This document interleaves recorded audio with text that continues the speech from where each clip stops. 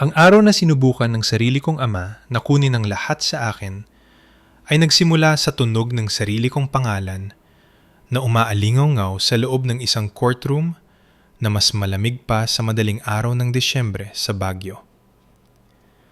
Tandang-tanda ko pa kung gaano kalamig ang boses ng clerk na tila ba nagtatawag lang siya ng susunod na customer sa grocery at hindi ang babaeng ang buong buhay ay nakatagdang hatulan.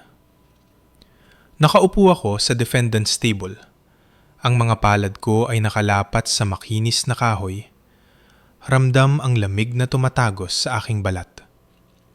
Samantala, tumayo ang papa ko sa kabilang panig ng silid at sinabi sa Wes na ako raw ay masyadong isip bata at hindi matatag ang pag-iisip para panghawakan ang lahat ng pinagpaguran ko.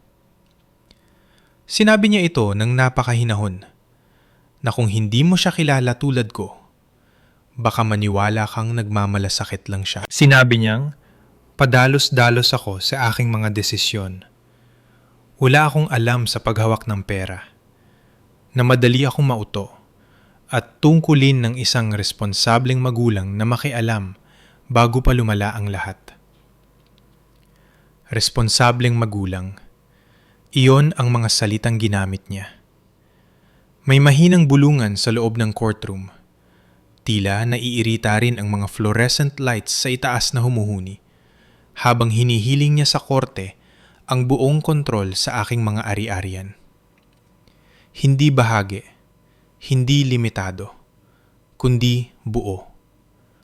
Inisa-isa niya ang mga ito na parang nagbabasa lang ng resibo sa palengke. Ang aking savings, ang aking checking account, ang aking sasakyan, ang bahay ko, at ang aking kinabukasan. Sabi niya, siya muna ang magpapatakbo nito ng maayos hanggang sa maging sapat na ang aking kaisipan. Hindi niya ako tinignan kahit minsan habang nagsasalita.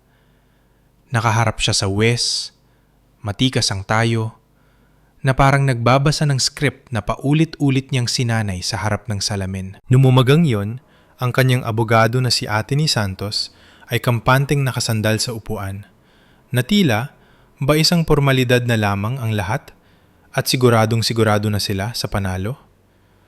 Ang munting ngiti sa kanyang mukha ay sapat na para magpataas ng presyon ng kahit na sinong tao. Nakaupo naman si Mama sa hilera sa likuran nila. Tuwid na tuwid ang kanyang likod. Ang mga kamay ay nakatiklop sa isang manipis na clutch bag na malamang ay pinili niya para magmukhang kagalang-galang. Hindi niya itinaas ang kanyang ulo. Hindi niya ako tinignan.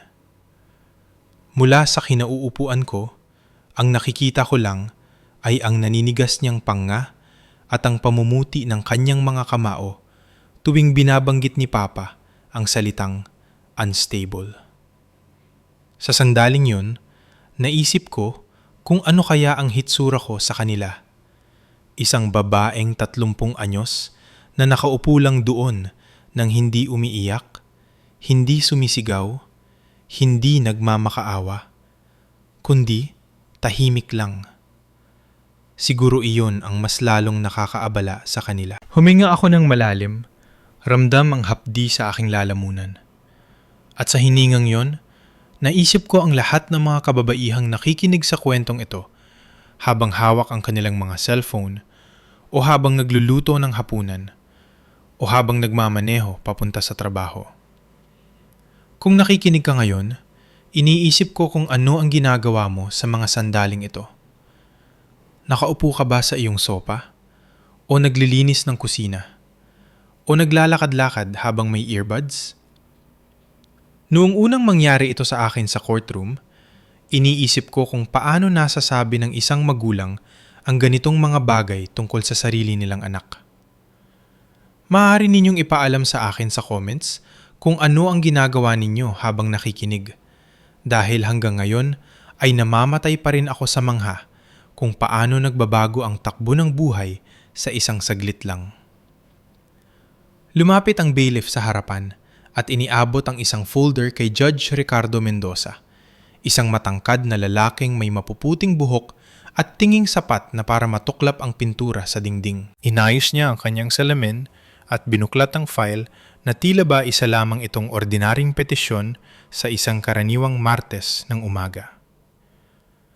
Ang courtroom ay puno ng mga mahihinang tunog ng mga taong kumikilos sa kanilang upuan at malalakas na paghinga.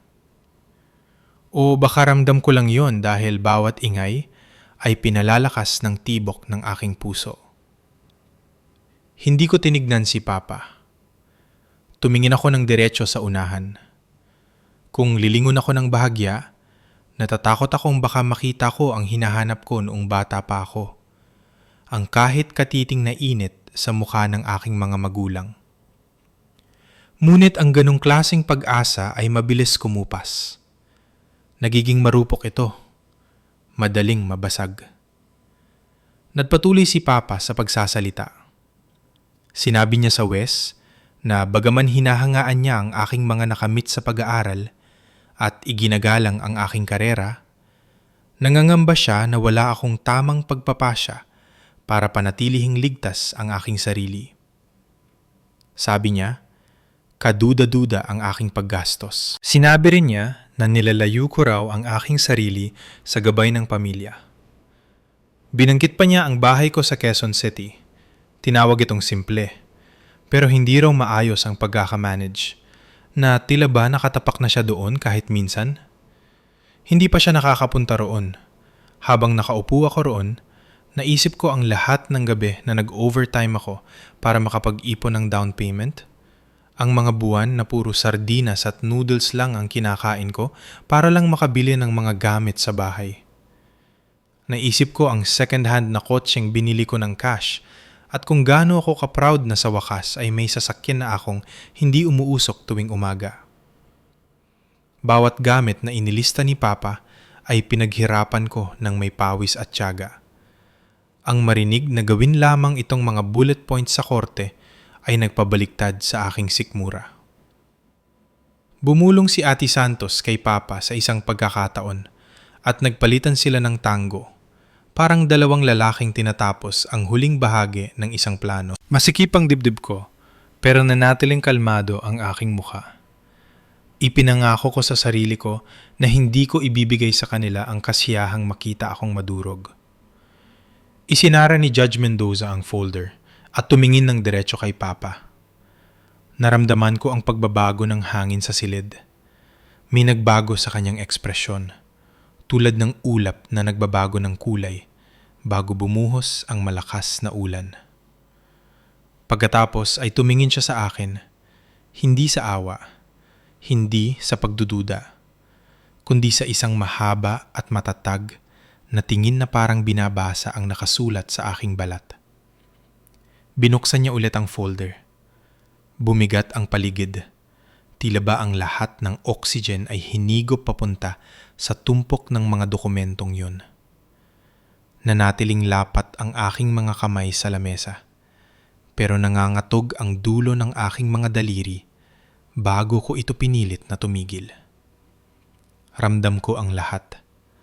Ang pagkisap ng ilaw sa kisame, ang mga gasgas sa sahig, ang amoy ng lumang karpet at malamig na hangin, ang mahinang pagtapik ni Ate Chu Santos ng kanyang ballpen habang naghihintay sa tagumpay na akala niya ay segundo na lang ang layo.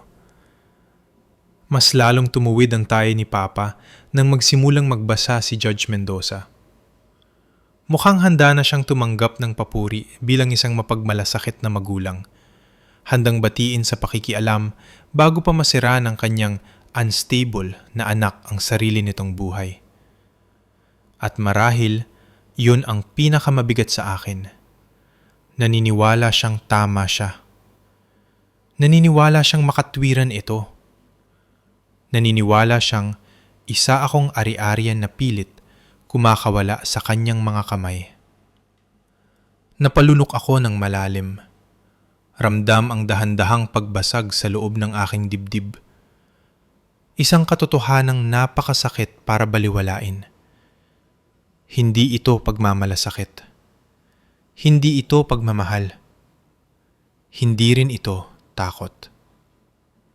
Ang ginagawa ni Papa sa loob ng courtroom na ito ay isang pang-aagaw. Isang tahimik at planadong pagtatangkang ariin ang aking buhay, gaya ng pag-angkin sa isang lupain. At si Mama na nakaupo sa likod niya, tahimik at naninigas, ay bahagi nito, sabihin man niya o hindi, ang katotohanan. Nang itaas muli ni Judge Mendoza ang kanyang mga mata mula sa folder, alam ko may magbabago. Pero hindi ko alam kung gaano kalalim ang sugat na idudulot nito. At doon nagsisimula ang tunay na kwento. Natutunan ko ng maaga na sa aming bahay, ang pagkontrol ay laging nakamaskara bilang pagmamahal. At kung minsan, inabot ako ng maraming taon bago ko nakita ang pagkakaiba. Nang tumingin sa akin si Judge Mendoza sa courtroom na yon, tila ba bumalik ang alaala ko sa simula, sa lahat ng mga sandaling humubog sa katahimikang daladala ko hanggang pagtanda. Bumalik ito sa Bulacan, kung saan ang mga kapitbahay ay masyadong maraming alam tungkol sa isa't isa.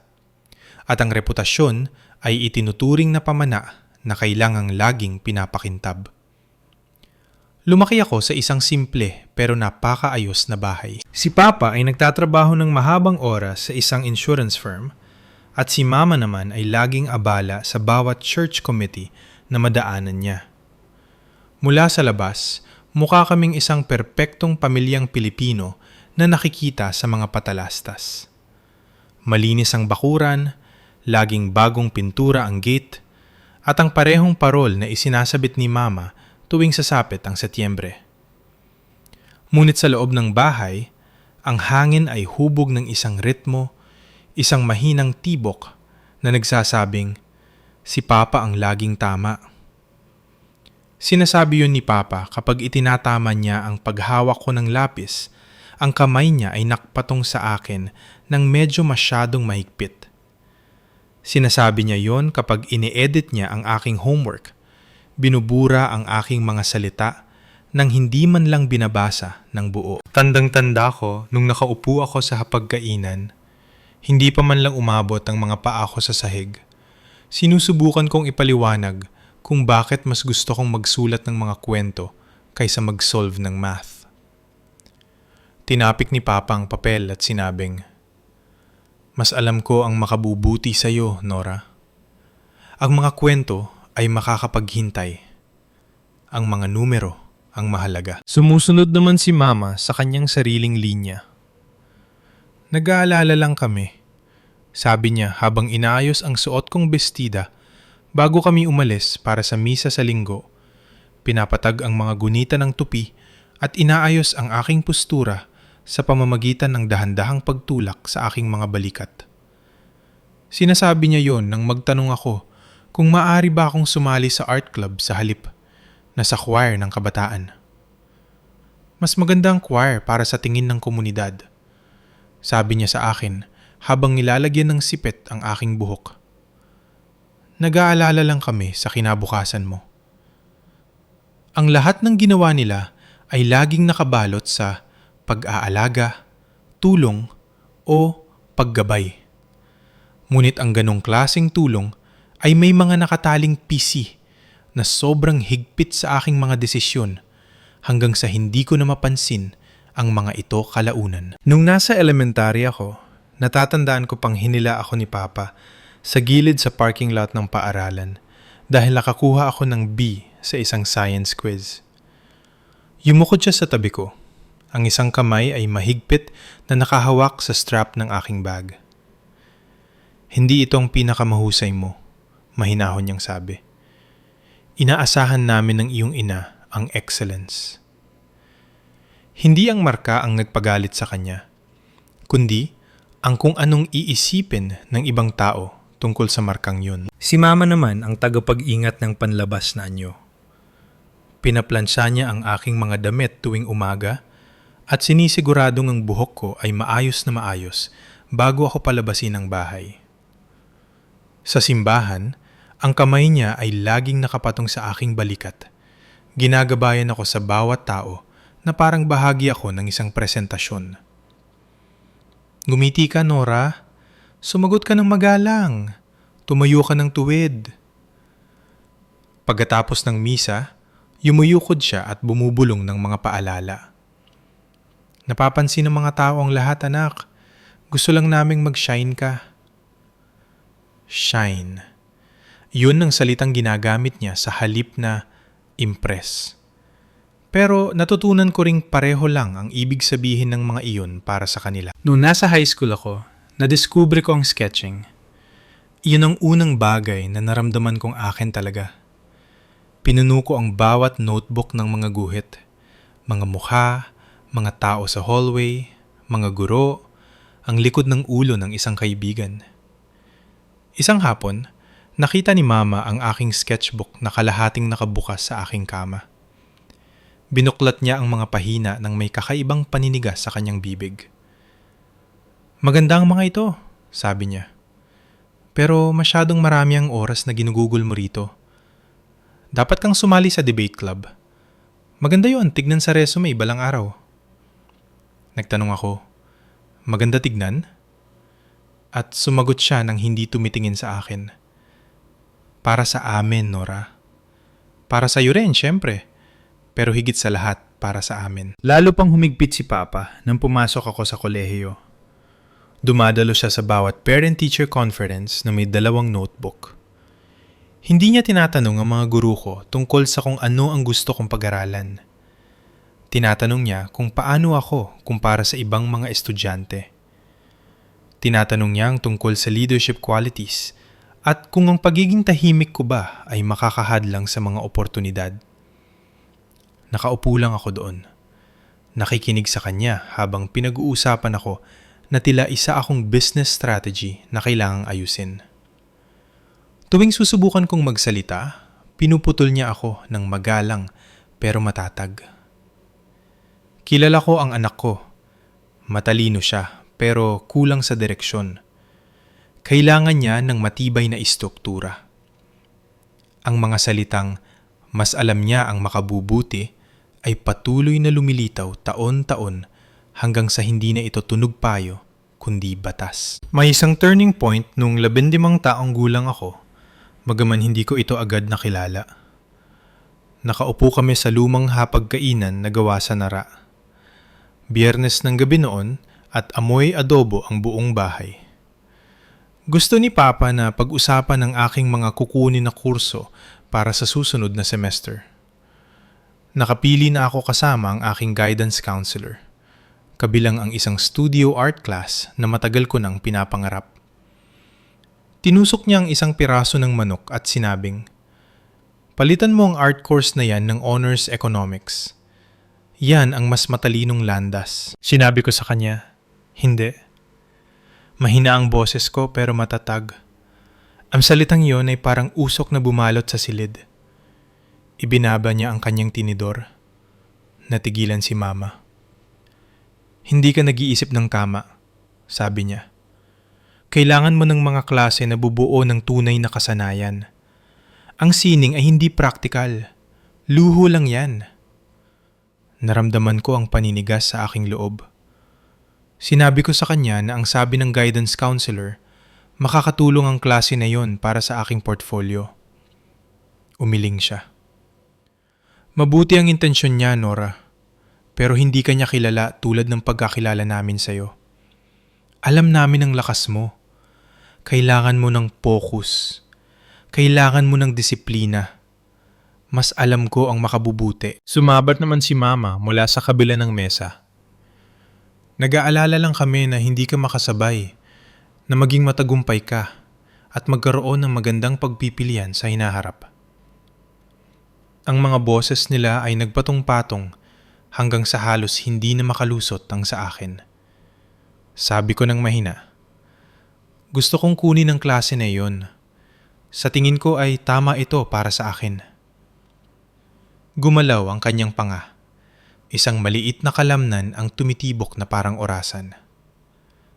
"Masyado ka pang bata para malaman kung ano ang tama. Papalitan mo ang klase na yon." Sinabi ko ulit na gusto ko ang art class. Sumandal siya sa kanyang upuan at tinignan ako na tila ba may itinapon ako sa gitna ng silid. Nagsalita siya ng dahan-dahan sa paraang nagpataas ng balahibo ko. Hindi ka nakikinig, Nora. Makinig ka o mabibigo ka. Tinignan ko si Mama noon, umaasang may makikitang suporta. Ang ginawa lang niya ay itiklop ang kanyang napkin ng napakalinis. Mahina at kontrolado ang kanyang boses. Sinusubukan ka lang tulungan ng papa mo. Nag-aalala lang kami. Noong gabing yun, may kung anong nabasag sa loob ko. At bagaman nanatili ako sa mesa, tumango at nagkunwaring sumusunod, na-realize ko na hindi pala ako pinalalaki. Hinuhubog pala ako, minumolde, at tinatapyasan para maging isang bersyon ng anak na sakto sa mundong gusto nilang ipakita sa iba. Ang pagmamahal sa bahay na yon ay hindi unconditional. Ang pagmamahal ay isang premyo. Ang pagmamahal ay kinikita sa pamamagitan ng pagsunod sa hulmahang ginawa nila. Isang hulmahan na kailanman ay hindi tumugma sa kung sino talaga ako. Habang tinatapos ko ang high school, paulit-ulit ang pattern. Si Papa ang pumipili ng mga extracurricular activities ko. Si Mama ang nag-e-edit ng mga isusuot ko. Natutunan kong manahimik sa hapag-kainan dahil anumang opinyon na hindi katulad ng sa kanila ay nagiging isang mahabang sermon. Natutunan kong humingi agad ng tawad dahil yun lang ang paraan para iwasan ang mahabang panahon ng pananahimik at pagpaparamdam na dismayado sila sa akin.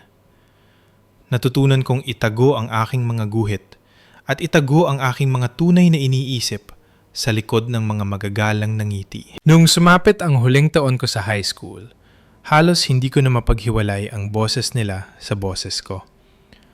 Mukha akong isang batang babae na nasa kanya na ang lahat, pero sa loob ko, pagod na ako sa walang katapusang pressure na maging acceptable. May isang alaala sa hapunan na hanggang ngayon ay nagpapakaba pa rin sa sikmura ko tuwing naisip ko ito. Nakaupo kaming lahat sa mesa isang linggo ng gabi. Nag-imbita si Papa ng isang katrabaho at ang asawa nito at si Mama ay naglaan ng maraming oras sa paghahanda ng pagkain. Noong una ay magaan ang usapan tungkol sa panahon, sa mga aktibidad sa simbahan at sa mga bagong gusaling itinatayo sa bayan. Pagkatapos ay binanggit ni Papa ang aking mga college applications. Buong pagmamalaki niyang sinabi na kukuha ako ng isang practical na kurso, marahil ay business or economics. Naramdaman ko ang pagsikip ng aking lalamunan. Nung linggong yon, nakatanggap ako ng sulat mula sa isang maliit na art program sa Manila na gustong-gusto ko. Binigyan nila ako ng partial scholarship. Hindi ko pa ito nasasabi sa aking mga magulang. Naghihintay ako ng tamang pagkakataon. Bagaman alam kong wala namang darating na tamang pagkakataon. Bumaling sa akin ang katrabaho ni Papa at tinanong kung ano ba talaga ang gusto kong pag-aralan. Mabait ang kanyang boses. Parang simpleng tanong lang na madaling sagutin. Binuksan ko ang aking bibig at sinabi ang unang totoong bagay na nasabi ko sa mesang yon sa loob ng mahabang panahon. Sinabi ko sa kanya na natanggap ako sa isang art program at iniisip kong ituloy ito. Natahimik ang buong mesa. Ibinaba ni Papa ang kanyang tinidor. Ang maliit na tunog ng metal sa porselana ay umalingaw-ngaw na parang isang banta. Nora, mahinahon niyang sabi, hindi mo yan ikinokonsidera. Pipili ka ng responsableng landas. Pinag-usapan na natin ito. Agad na sumingit si Mama. Ang kanyang ngiti ay pilit pero magalang. Minsan ay nadadala lang siya ng emosyon.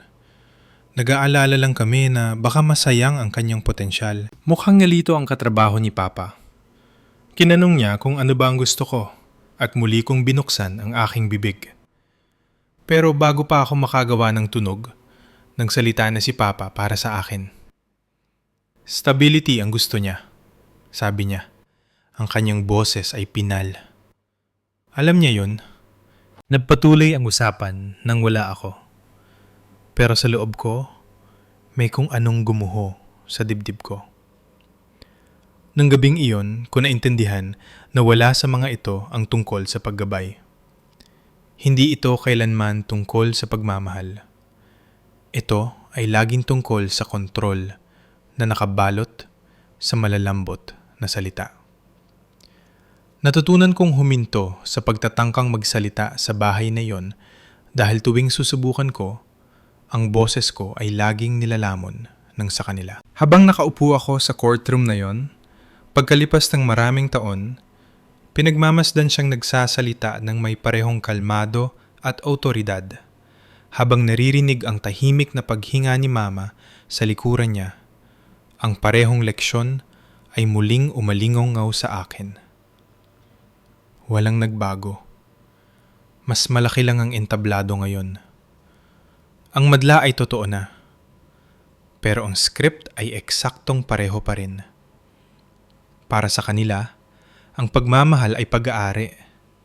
At sa sandaling lumabas ako sa hulmahang ginawa nila, naging problema ako na kailangang ayusin. Ang alaala ng hapag-kainang iyon ay nanatiling mabigat sa aking isipan.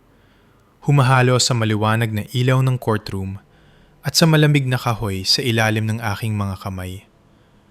Pakiramdam ko ay nakatayo ako sa dalawang timeline ng sabay.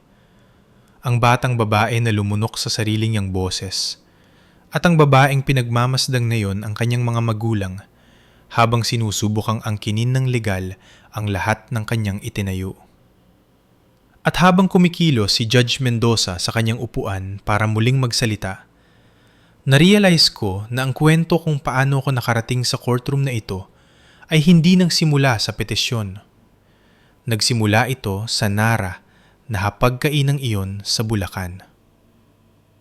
Ang gabing natutunan ko na kailanman ay hindi ako pakikinggan sa sarili kong tahanan. Ang pagkakaunawang iyon ay nanatili sa akin. Mabigat at hindi natitinag. Kahit nung iniwan ko ang Bulacan nung tag-init ng 2014. Walang madulang pag-alis, walang sigawan, walang kalabog ng pinto. Tahimik kong inimpake ang aking sasakyan habang dinidiligan ni Mama ang kanyang mga halaman at binabasa ni Papa ang dyaryo sa kusina. Sinabi ko sa kanila na tumanggap ako ng trabaho sa Davao City at lilipat muna sa isang maliit na upahan habang inaayos ang lahat. Tumanggulang sila sa paraang magalang pero malayo ang hitsurang ginagamit nila kapag hindi sila sang-ayon. Pero ayaw nilang pag-usapan sa harap ng mga kapitbahay. Niyakap ako ni Mama nang may mga brasyong pakiramdam ko ay obligasyon lang kaysa pagmamahal. At sinabi ni Papa na mabuti ang kumuha ng karanasan pero dapat daw akong laging tumawag para sa gabay. Nagmaneho ako palayo habang ang araw ng umaga ay sumasalamin sa aking rearview mirror. Natatandaan kong pakiramdam ko ay manhid ako na tila ba ang aking mga emosyon ay naiwan pa sa loob ng bahay na iyon at kailangan pa ng panahon bago ako maabutan. Ang buhay sa Davao ay hindi nagsimula sa mga paputok. Nagsimula ito sa mahahabang araw ng pag-aaral kung paano tumayo sa sarili kong mga paa nang wala ang palaging bulong ng panghuhusga sa paligid ko. Ang una kong apartment ay isang maliit na one-bedroom na may manipis na dingding at kusinang sobrang sikip na kailangang tumagilid ako kapag binubuksan ang oven. Pero akin yun. Natatandaan ko ang unang gabi ko doon, nakahiga sa kutsyon sa sahig dahil hindi pa dumarating ang mga gamit ko. Nakikinig sa mahinang tunog ng telebisyon ng kapitbahay sa kabilang dingding. Nakaramdam ako ng hindi inaasahang ginhawa. Walang titingin kung maayos ko bang nailigpit ang kama. Walang magbabantay kung gaano ako katagal nagdodrawing sa aking notebook. Maaari na akong huminga nang hindi nag-aalala kung ano ang hitsura ko. Nagsimula ang trabaho ko sa isang malaking insurance firm nung linggo ring yun. Natanggap ako bilang isang compliance assistant na ang ibig sabihin ay mahahabang oras ng pagbabasa ng mga policy documents at paglalagay ng audit notes sa mga spreadsheets. Hindi ito glamorous pero sakto sa akin. Gusto ko ang paghahanap ng patterns sa mga data, ang pagpansin sa mga bagay na hindi tugma. may tahimik na kasiyahan sa paghuli ng isang bagay na nakaligtaan ng iba. Pakiramdam ko, ito ang unang trabaho kung saan ang pagiging maingat ko ay itinuturing na asset sa halip na isang bagay na kailangang ayusin. Ang mga unang taon ay simple pero disiplinado. Nabuhay ako sa itlog, noodles at murang kape sa loob ng mahabang panahon. Inililista ko ang bawat pisong ginagastos ko sa isang maliit na notebook sa drawer ng aking kusina. Upa, kuryente, tubig, grocery, pamasahe. Isinulat ko ang lahat. Tuwing weekend, naglalakad ako sa mga ukay-ukay o surplus shops para maghanap ng mga kaldero at kawali. Binili ko ang aking sofa ng second hand mula sa isang kapitbahay na lilipat na. Natutunan kong mag-budget na tila ba nakasalalay doon ang buhay ko. Bahagi nito ay dahil totoo naman. At bahagi ay dahil ang pag-iipon ng pera ang naging paraan ko para bumuo ng isang spine o gulugod na walang sinuman ang kayang baluktutin. Noong 2016, matapos ang 2 taon ng matatag na trabaho at simpleng pamumuhay, nakakita ako ng isang maliit na townhouse na ibinebenta sa isang tahimik na subdivision sa Davao. May kupas na pintura ang pinto, lumang carpet sa sala, at may basag na tile sa banyo. Pero matibay ang pundasyon at ang presyo ay kaya ko kung pananatilihin ko ang aking mahigpit na budget. Tandang-tanda ko pa nung nakatayo ako sa bakanting sala nung unang beses ko itong tignan. Ang sikat ng araw ay tumatagos sa malaking bintana sa harapan at tumatama sa dingding ng napakaganda. Kaya kong i-imagine ang buhay sa loob ng mga dingding na yon. Ang buhay ko, isang buhay na hindi sinusukat ng mga expectations ng aking mga magulang. Nag-down payment ako. Binili ko ang townhouse sa pamamagitan ng isang mortgage. Ipinangako ko sa sarili ko na babayaran ko ito ng unti-unti hanggat kaya ko at ginawa ko nga. Mga gabing nagbabaon ng tanghalian sa halip na kumain sa labas. Mga umagang naglalakad o nag-aabang ng jeep sa halip na mag-taxi. Mga taon ng maingat na pagbabantay sa pera, iniipon ang bawat ekstrang sentimo mula sa mga bonuses at performance incentives. Noong 2023, ang mortgage ay fully paid na. Iyon ang pinaka-proud na araw ng aking buhay bilang adult. Natatandaan ko nung nakatayo ako sa kusina, hawak ang final payment confirmation, halos nangangatog ang aking mga tuhod. Sa unang pagkakataon, may pag-aari na ako na walang ibang taong pwedeng angkinin. Tumawag si Papa noong gabing iyon na ikinagulat ko dahil hindi naman kami mahilig sa mga biglaang pag-uusap. Mas malambot ang boses niya kaysa sa dati. Tinanong niya kung kumusta ang trabaho, kung ano ang pakiramdam ko, kung maayos ba ang lahat sa Davao. Pagkatapos ay tumigil siya ng matagal, sa paraang pamilyar sa akin. Itinanong niya ang tungkol sa aking mortgage, kung nag-refinance ba ako, magkano pa ang kulang, kung naisip ko bang i-diversify ang aking investments. Inakala ko noon na curious lang siya. Baka nga ito na ang bihirang pagkakataon na tapat siyang interesado sa buhay ko. Hindi ko ito kinwestiyon. Sinabi ko pa sa kanya kung gaano ako ka-proud na tapos na ako sa bayarin. Sabi niya, mabuti raw yon, na mahalaga para sa mga kabataan ang maging responsable. At pagkatapos ay lumipat siya sa pagtatanong tungkol sa aking savings habits. Sumagot ako ng magalang. Iniisip na sa wakas ay nagiging tatay na siya na pinapangarap ko.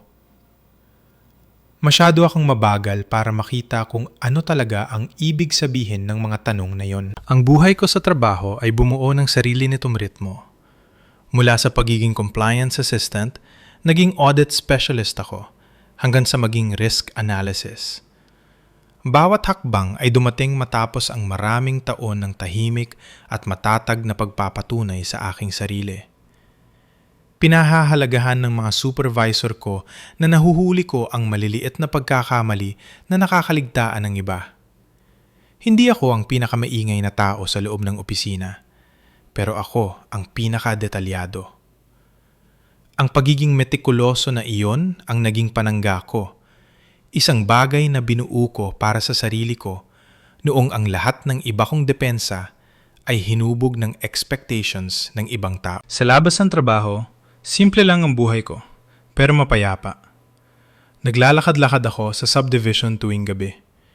Inayos ko ang maliit na bakuran sa likod ng aking townhouse at ginawa itong munting garden na puno ng basil, rosemary, at mga kamatis na hindi kailanman tumutubo ng tuwid. Bumibili ako ng mga gamit sa bahay ng isa-isa. Laging nag-iipon muna bago gumastos. Lumilikha ng isang lugar na pakiramdam ko ay mainit at ligtas. Nagbabasa ako sa sopa tuwing Sabado ng umaga habang pinapapasok ang sikat ng araw sa bintana ng sala. May sketchpad akong nakalagay sa coffee table, kahit na bihira ko itong buksan. Pero ang makita lang ito doon ay nagpapaalala sa akin sa batang babae noon. Ang batang babaeng ang boses ay pilit na pinatahimik. Tuwing ilang buwan, tumatawag si Papa. Laging pareho ang simula. Kumusta ang mga bagay-bagay? Kumusta ang trabaho? Namamaneho mo ba ng maayos ang lahat? Madalas akong makaramdam ng init sa aking puso sa mga unang taon na yun. Inakala ko na baka sumusubok siya, na baka dahil sa layo namin sa isa't isa ay nakita na niya ako sa ibang paraan. Baka nagbabago na ang lahat. Pero pagkatapos ay darating na ang mga tanong. Magkano ang naiipon mo? Anong budget mo? Nag-i-invest ka ba ng tama? Ano ang long-term plans mo sa bahay? Itinanong pa nga niya kung naisip ko bang payagan siyang repasuhin ang aking mga financial documents para lang masiguradong nasa tamang direksyon ang lahat. Laging nakabalot ang mga ito sa pag-aalala. Akala ko, sadyang ganoon lang siya. Hindi ko ito nakita bilang isang babala. Tumatawag naman si Mama na may ibang enerhiya. Ang tono niya ay laging masaya. Masyadong masaya. Na tila ba gumaganap siya sa papel ng isang mapagmahal na ina habang pasimpleng nagpaparamdam ng hindi pagsang-ayon. Itatanong niya ang tungkol sa kalusugan ko, ang pagsisimba ko, kung nakikipagkaibigan ba ako o kung masyado pa rin akong mapag-isa. Itatanong niya kung may dine date ako, bagaman ang kanyang mga tanong ay laging may halong panghuhusga, anuman ang isagot ko. Natutunan kong panatilihing maikli at simple ang aming pag-uusap. Sinasabi ko sa kanya ang gusto niyang marinig nang hindi sinasabi ang mga bagay na mahalaga talaga sa akin. Sa loob ng maraming taon, naniwala ako na ang aking tahimik na kalayaan ay ligtas dahil ito ay maliit, ordinaryo, at hindi banta sa kanino man. Gusto ko ang hindi napapansin. Gusto ko ang katatagang binuo ko ng paunti-unti nang hindi nangangailangan ng palakpak. Walang dramatic success para ipagmayabang ng mga magulang ko, pero wala rin silang mapupuna. O yun ang akala ko. Sa pagbabalik tanaw ko ngayon, nakikita ko na ang pattern ng may masakit na linaw. Mas naging madalas ang tawag ni Papa pagkatapos ng 2023. Saktong-sakto nang mabayaran ng mortgage. Mas lalong lumambot ang kanyang tono. Sinabi niya kung gaano siya ka-proud na nakabuo ako ng matatag na pundasyon para sa aking sarili. Mas dumami ang tanong niya tungkol sa townhouse. Ang halaga nito, ang kondisyon ng bubong, kung gaano kadalas ipaservice ang aircon, kung naisip ko bang kumuha ng taong tutulong sa akin sa pag-manage ng pera sa long term. Noong panahong yun, akala ko ay tumutulong lang siya. Baka nga supportive pa. May bahagi sa akin na natuwa sa posibilidad na yun. Sinabi ko sa sarili ko na better late than never. Wala akong kaalam-alam nun na bawat impormasyong ibinibigay ko ng buong puso ay itinatago pala, pinag-aaralan at ginagamit para bumuo ng isang kwento na ilalahad niya balang araw sa isang courtroom bilang ebidensya ng aking sinasabing instability. Noong panahong yun, nakaramdam lang ako ng ginhawa na tila gusto na niyang maging bahagi ng buhay ko. May isang sandaling tumatak sa isipan ko mula sa panahong yon. Isang maliit na bagay, pero ngayon ay hindi ko na malilimutan.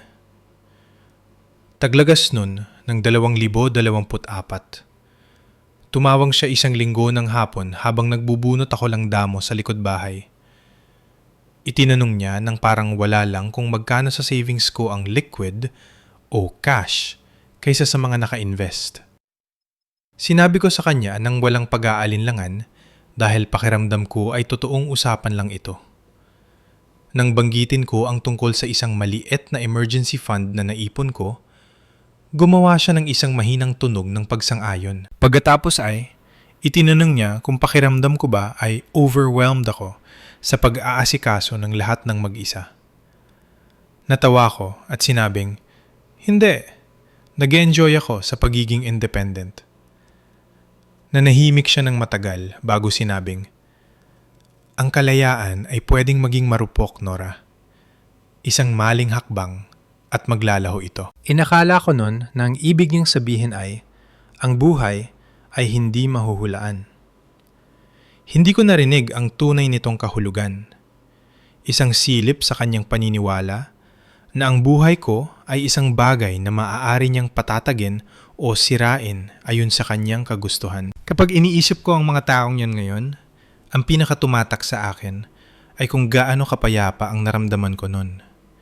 Gaano katatag, gaano kaordinaryo. Nabuhay ako ng may tahimik na dignidad. Iniisip na nakagawa ako ng isang ligtas na lugar para sa aking sarili. Malayo sa mga lumang expectations na minsan ay sumakal sa akin. Pero ang buhay ay may paraan para ipakita sa iyo ang mga lamat sa akala mo ay matibay na pundasyon. At kung minsan, ang mga lamat na yon ay hindi nagsisimula sa isang malakas na pagkabasag, kundi sa echo ng isang pamilyar na boses na nagtatanong ng mga innocent na katanungan na hindi naman pala inosente. Sa paglingon ko, ang mga maliliit na usapang yon ang pinakaunang yugto ng lindol na yayanig sa lahat ng itinayo ko. Hindi ko lang alam noon na ang lupa sa ilalim ng aking mga paa ay nagsisimula na palang gumalaw.